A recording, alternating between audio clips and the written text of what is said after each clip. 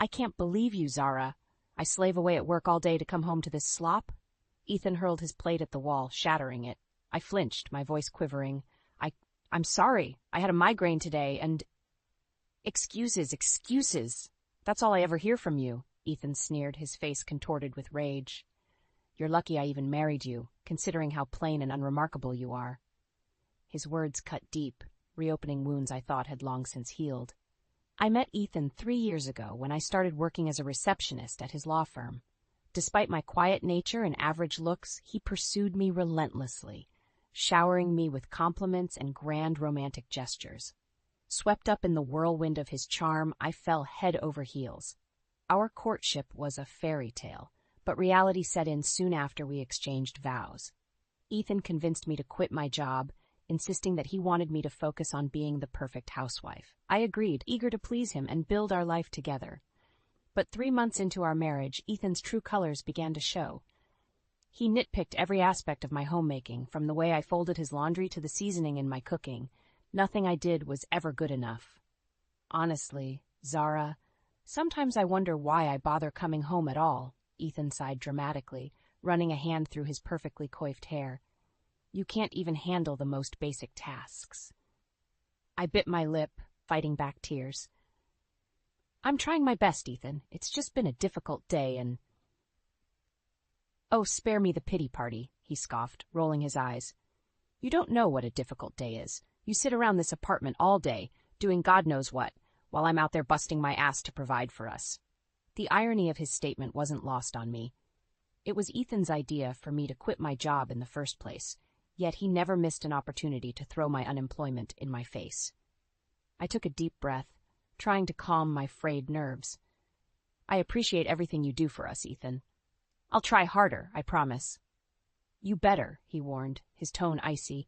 I didn't marry you for your scintillating conversation, Zara. The least you can do is keep the house in order and put a decent meal on the table. With that, he stormed off to the bedroom, slamming the door behind him.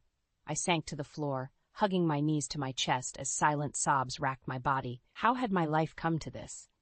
What happened to the charming, attentive man I fell in love with?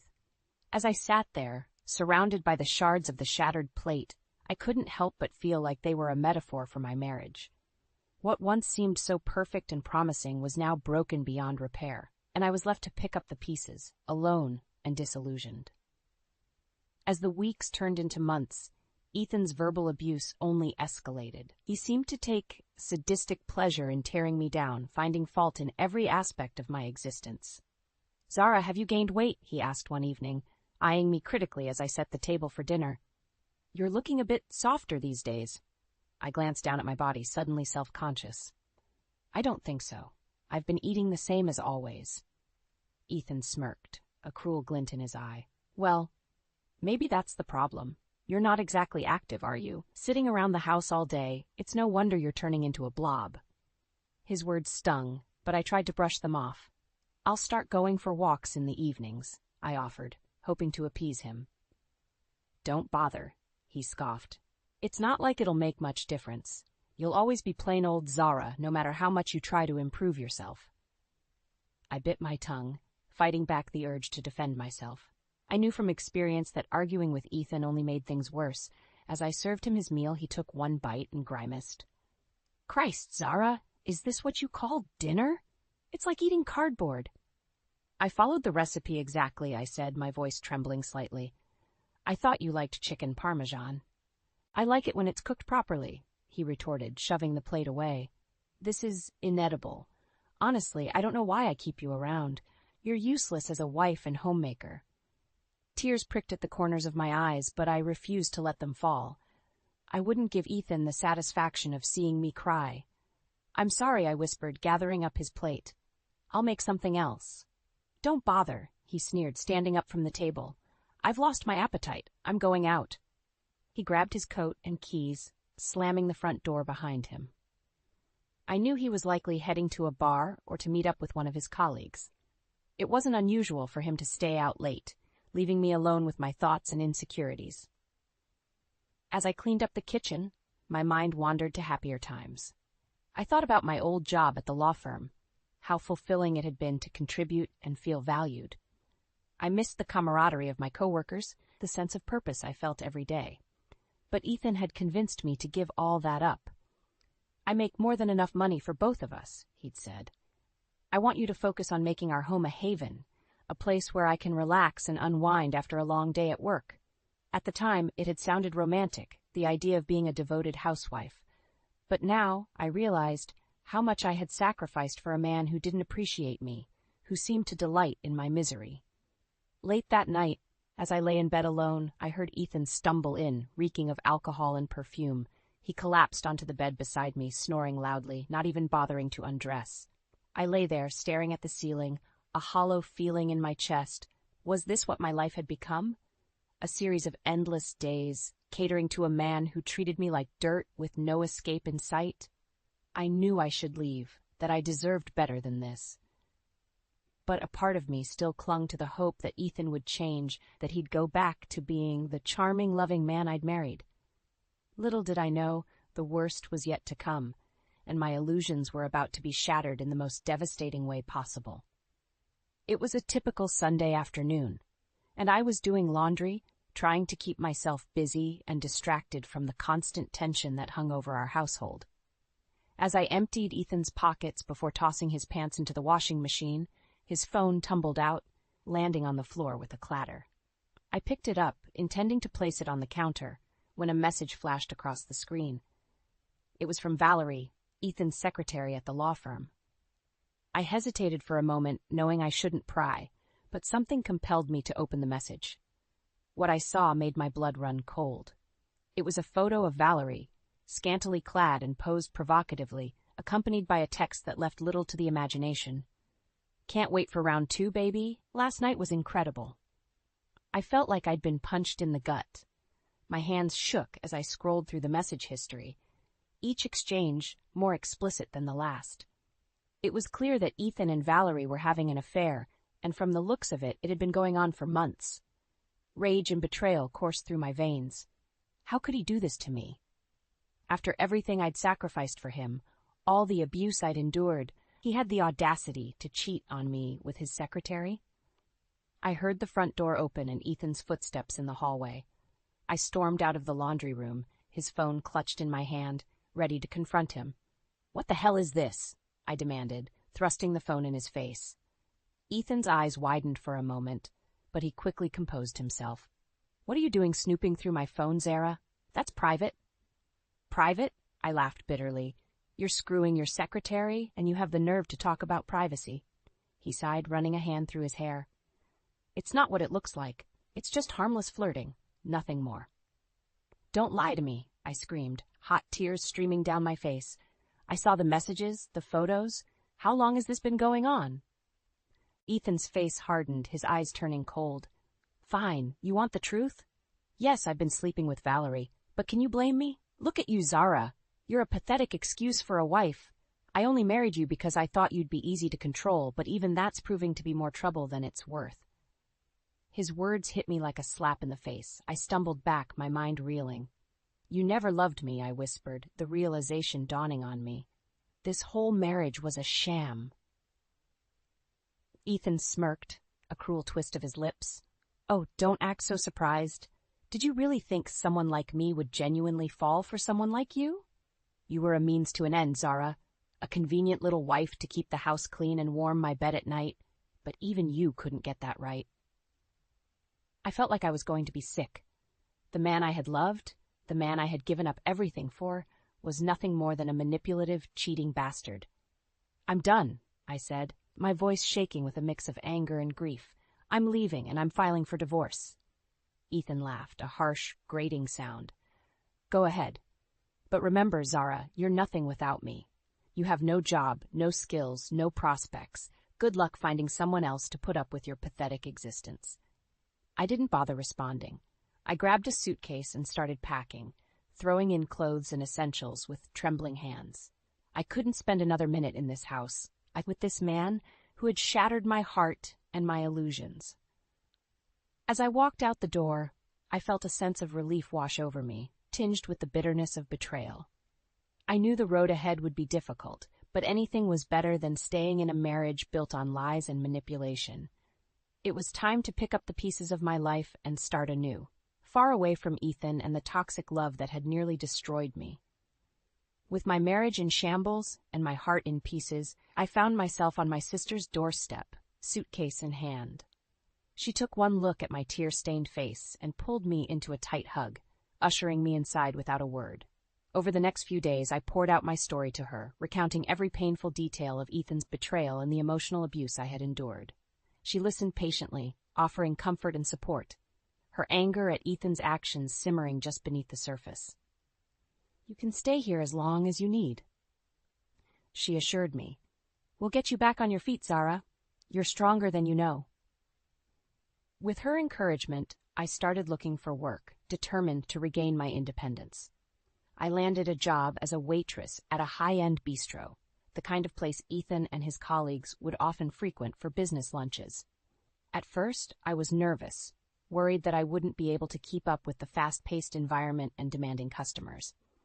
But as the weeks passed, I found myself thriving in the role, my natural warmth and attentiveness shining through. The regular customers began to take notice, complimenting me on my service and friendly demeanor. "You always manage to brighten my day, Zara," one elderly gentleman said, patting my hand as I refilled his coffee. "You have a real gift for making people feel welcome." Their kind words were a balm to my battered self-esteem, slowly helping me rebuild the confidence Ethan had systematically torn down. I started to see myself in a new light, not as the worthless, unlovable woman he had made me believe I was, but as someone with value and purpose. One evening, as I was clearing tables after a particularly busy shift, my manager pulled me aside.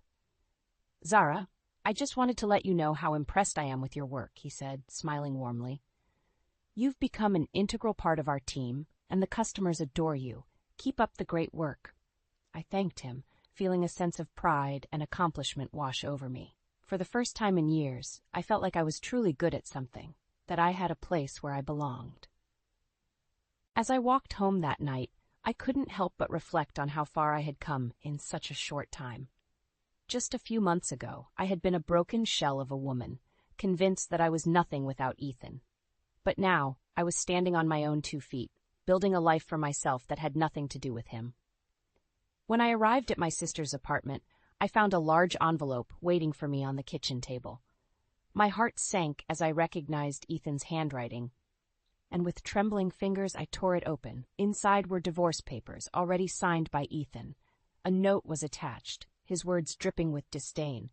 "I've made it easy for you, Zara. Just sign on the dotted line, and you'll be free of me. Not that anyone else would want you, but at least you won't be my problem anymore." I stared at the papers, a mix of emotions swirling within me. Relief that I could finally sever ties with the man who had caused me so much pain. Anger at the callous way he dismissed our marriage, and a tiny lingering sense of sadness for the love I had once believed we shared. But as I picked up the pen and signed my name, I felt a weight lift from my shoulders. I was no longer Ethan's wife, no longer bound to a man who had never truly loved me. I was Zara, a woman with her own strength, her own worth, and a future that was mine to shape. I slid the papers back into the envelope, sealing it with a sense of finality. Tomorrow I would mail them to Ethan's lawyer, and my new life would truly begin. I had no idea what the future held, but for the first time in a long time, I was excited to find out. A few weeks after I sent the signed divorce papers, I decided to visit the apartment Ethan and I had once shared to collect the last of my belongings. As I stepped inside, a flood of memories washed over me, both good and bad. I pushed them aside, focusing on the task at hand. I was just finishing up when I heard the front door slam open. I spun around to see Ethan standing there, his face contorted with rage. "What the hell do you think you're doing?" he snarled, storming towards me. I stood my ground, refusing to be intimidated. "I'm just getting the rest of my things, Ethan. I have every right to be here." "Like hell you do," he shouted, grabbing my arm roughly. "This is my apartment, Zara. You have no claim to it anymore." I yanked my arm free, glaring at him. "Actually, Ethan, this apartment has always been in my name. My grandparents gave it to me as a gift, remember? You never had any legal right to it." His eyes widened, and for a moment I saw a flicker of uncertainty cross his face. But it was quickly replaced by fury. You can't just sell it without my consent, he bellowed. I won't let you get away with this, Zara. I'll take you to court and make your life a living hell. I laughed, a bitter, humorless sound. Go ahead, Ethan. Take me to court. I'm sure the judge would love to hear about your infidelity and emotional abuse. I have plenty of evidence to back up my claims. He opened his mouth to retort, but before he could speak, the front door opened again. We both turned to see Valerie standing there, her eyes wide with shock. Ethan, what's going on? She asked, her voice trembling. I smiled coldly. Hello, Valerie. I see you two are still going strong. I hope you know what you're getting into with this one. Valerie's gaze darted between Ethan and me, confusion and fear written all over her face. Ethan, what is she talking about? Ethan's face paled, and he took a step towards her. Valerie, baby, it's not what it looks like. Zara and I are just having a little disagreement about the apartment. It's nothing to worry about. I scoffed. A little disagreement? Is that what you call it when you ambush your ex-wife and try to intimidate her into giving up her property? Valerie's eyes narrowed and she crossed her arms over her chest. Ethan, I think you have some explaining to do. I picked up my box of belongings and brushed past them, pausing in the doorway. You two deserve each other, I said, my voice dripping with contempt. But Valerie, if I were you, I'd watch my back. Ethan has a habit of lying and cheating to get what he wants. With that, I walked out, leaving them to their own devices. As I stepped out into the sunlight, I felt a sense of triumph wash over me. I had stood up to Ethan, had shown him that I was no longer the meek, submissive woman he had married. I was stronger now, and I wasn't going to let him push me around anymore. As I made my way back to my sister's apartment, I couldn't help but smile. For the first time in years, I felt truly free. Free from Ethan's manipulation, free from his constant criticism and abuse. I knew the road ahead wouldn't be easy, but I was ready to face whatever challenges lay ahead. I had survived Ethan's betrayal, had picked up the pieces of my shattered life, and put them back together. And now I was ready to start a new chapter, one where I was in control of my own destiny. The future was uncertain, but one thing was clear. I was never going to let anyone treat me the way Ethan had ever again. I was done being a victim, done being a doormat. From now on, I was going to stand up for myself and fight for the life I deserved, and heaven help anyone who tried to stand in my way. A few days after the confrontation at the apartment, I received a call from an old coworker at the law firm. She had overheard Ethan spinning a tale to Valerie about moving into his family's luxurious vacation home, and she couldn't help but reach out to me. Zara, I know it's none of my business, but I thought you should know, she said, her voice laced with concern. Ethan is lying to Valerie about his living situation. I've seen the place he's talking about, and it's a far cry from the mansion he's describing. I thanked her for the information, a plan already forming in my mind. I knew Ethan's lies were going to catch up with him sooner or later, and I was determined to be the one to expose him. I dug through my old files until I found a photo of the actual vacation home, a rundown shack that was barely habitable. Armed with this evidence, I made my way to the law firm, determined to confront Ethan and Valerie. As I walked into the office, I saw them standing together by the water cooler, laughing and flirting as if they didn't have a care in the world. I marched up to them, a smile plastered on my face. Ethan, Valerie, so good to see you both, I said, my voice dripping with false sweetness. They turned to face me, Ethan's eyes narrowing in suspicion. What are you doing here, Zara? I thought I made it clear that I didn't want you around. I ignored him, turning to Valerie. I couldn't help but overhear your conversation about the vacation home, Valerie. It sounds absolutely lovely, but I think there's something you should see. I pulled out the photo of the shack, holding it up for her to see. This is the real vacation home, Valerie. The one Ethan has been lying to you about. Valerie's eyes widened, and she snatched the photo from my hand, studying it closely. Ethan, what is this? You told me it was a luxury estate with a pool and a tennis court. Ethan's face paled, and he stammered, trying to come up with an explanation. But before he could speak, I pulled out my phone, playing a series of audio recordings. The recordings were of Ethan's raunchy encounters with various women at the office, evidence gathered by a fed-up coworker who had had enough of his misconduct. The sound of his grunts and moans filled the air. interspersed with the giggling and sighing of his conquests. Valerie's face turned bright red, and she rounded on Ethan, her eyes blazing with fury. "You bastard! You've been cheating on me this whole time, haven't you? With every woman in this damn office." Ethan held up his hands, trying to placate her. "Valerie, baby, it's not what it sounds like. I can explain." But Valerie wasn't having it. She slapped him hard across the face, leaving a bright red handprint on his cheek. "Save it, Ethan. I've heard enough. I'm going straight to HR and reporting your sorry ass for sexual harassment. We'll see how long you keep your job once they hear about this." She stormed off, leaving Ethan standing there, his mouth agape. He turned to me, his eyes filled with rage and desperation. "You bitch," he snarled, taking a step towards me. "You've ruined everything. I'll make you pay for this, Zara. I swear to God, I'll destroy you." I laughed, a cold, mirthless sound.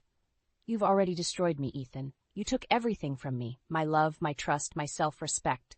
But now it's my turn. I'm going to watch you lose everything, just like I did, and I'm going to enjoy every damn minute of it." With that, I turned on my heel and walked out, leaving him to face the consequences of his actions. I knew it was only a matter of time before the truth came out, before Ethan's web of lies unraveled completely, and when it did, I would be there to watch him fall. True to her word, Valerie marched straight into HR and reported Ethan's misconduct. She provided them with copies of the audio recordings I had shared, as well as her own testimony about his lies and infidelity. The fallout was swift and severe. Ethan was immediately suspended pending an investigation, and within a week he was fired from the law firm. His reputation was in tatters, and word quickly spread throughout the legal community about his unethical behavior. I watched from the sidelines as Ethan's life unraveled, feeling a sense of grim satisfaction. He had brought this upon himself, and now he was paying the price for his actions. But even in his downfall, Ethan couldn't let go of his ego. He showed up at my sister's apartment one evening, pounding on the door and demanding to see me. I opened the door warily, keeping the chain latched. "What do you want, Ethan?" He looked haggard and desperate, his eyes bloodshot and his clothes rumpled. "Zara, please, you have to help me. I've lost everything, my job, my reputation, even Valerie. I have nowhere else to go." I stared at him incredulously. "You've got to be kidding me. After everything you've done, you have the nerve to come here and ask for my help?" He dropped to his knees, clasping his hands together in a gesture of supplication. "I know I don't deserve it, but I'm begging you, Zara. I'll do anything. Just give me another chance." I shook my head, feeling a mix of pity and disgust. "Ethan, I gave you more chances than you ever deserved. I put up with your abuse, your lies, your cheating, all because I loved you. But that love is gone now, and it's never coming back." He looked up at me, his eyes filled with tears. "Zara, please, I know I can change. I'll be a better man, I swear it. Just don't leave me like this." I sighed, closing my eyes for a moment. When I opened them again, my gaze was steady and resolute. "Ethan, I'm not leaving you. I've already left. I moved on with my life the moment I walked out of our apartment with divorce papers in hand." I reached behind the door and picked up a small box, handing it to him through the gap. "Here, I packed up the rest of your things from the apartment. Consider it my final act of kindness." He took the box, his hands shaking. "Zara, I held up a hand, cutting him off. "I don't want to hear it, Ethan. We're done. I'm done. I have a new life now, one that doesn't include you, and I suggest you start building one for yourself, because I won't be there to pick up the pieces anymore." With that, I shut the door, sliding the chain back into place. I leaned against it for a moment, taking a deep breath. I could hear Ethan on the other side, sobbing and pleading, but I tuned him out. I had meant what I said. I was done with Ethan, done with the toxic love that had nearly destroyed me. I had fought too hard and come too far to let him drag me back down into the darkness. I pushed myself off the door and walked into the living room, where my sister was waiting with a cup of tea and a sympathetic ear. I sat down beside her, taking the mug and inhaling the comforting scent of chamomile. "You did the right thing, Zara," she said, squeezing my hand. "I'm proud of you." I smiled, feeling a sense of peace wash over me. "I know, it wasn't easy, but it was necessary. I'm ready to move on, to start a new chapter in my life." She nodded, her eyes shining with love and understanding. and I'll be right there with you, every step of the way." I leaned my head on her shoulder, feeling grateful for her unwavering support. Together we sat in silence, sipping our tea and listening to the sound of Ethan's footsteps fading away into the night. A month had passed since I last saw Ethan, and my life had taken a turn for the better. I had accepted a dream job in Seattle, working as a paralegal at a prestigious law firm. It was a fresh start, a chance to build a new life far away from the painful memories of my past. I was packing up the last of my belongings when I heard a knock at the door. I opened it to find Ethan standing there, looking disheveled and desperate. "Zara, please, I need to talk to you," he said, his voice hoarse. I sighed, crossing my arms over my chest. "What do you want, Ethan? I thought I made it clear that we were done." He pushed past me, stumbling into the apartment. I could smell the alcohol on his breath, and I wrinkled my nose in disgust. "I've lost everything, Zara," he slurred, collapsing onto the couch. "My job, my reputation, even my apartment. I've been sleeping on friends' couches and in my car.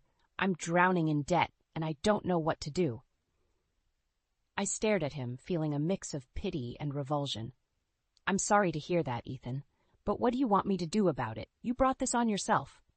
He looked up at me, his eyes bloodshot and pleading. "I need you, Zara. I need you to give me another chance. I know I can change. I know I can be better. Just please, don't leave me like this." I shook my head, a sad smile playing at the corners of my mouth. "Ethan, I've given you more chances than I can count, and every time you've let me down. You've hurt me in ways I never thought possible, and I can't go through that again." He reached for me, his hands shaking. "But I love you, Zara. I've always loved you. We can make this work. I know we can." I stepped back out of his reach. "No, Ethan, we can't. Because the truth is, you never loved me. You loved the idea of me, of having someone to control and manipulate. But that's not love, and it never will be." I walked over to the door, opening it wide. "I think it's time for you to go, Ethan. I have a new life waiting for me, and you're not a part of it." He stumbled to his feet, his face twisted with anger and desperation. "You can't do this to me, Zara. You can't just walk away like this." I smiled, feeling a sense of calm wash over me. "I can, and I am. Goodbye, Ethan." He stared at me for a long moment, his eyes filled with a mix of rage and despair. Then, without another word, he walked out the door and out of my life. I closed the door behind him, leaning against it for a moment. I took a deep breath, feeling a sense of relief wash over me. It was finally over. I was free. I walked over to the window, looking out at the city skyline. In the distance, I could see the Space Needle, a symbol of the new life that awaited me. I smiled, feeling a sense of excitement and anticipation. I had a new job, a new city, and a new love waiting for me. A man I had met at the bistro, a kind and gentle soul who had helped me heal and find happiness again. I picked up my suitcase, taking one last look around the apartment. It had been my home for so long, but now it was time to say goodbye. I walked out the door feeling a sense of lightness and freedom. The past was behind me, and the future was bright with promise. As I stepped out into the sunlight, I couldn't help but smile. I had survived the worst that life had thrown at me, and I had come out stronger on the other side. I was ready for whatever lay ahead, ready to embrace the new chapter in my life with open arms. And as I walked down the street, I knew that nothing could ever hold me back again.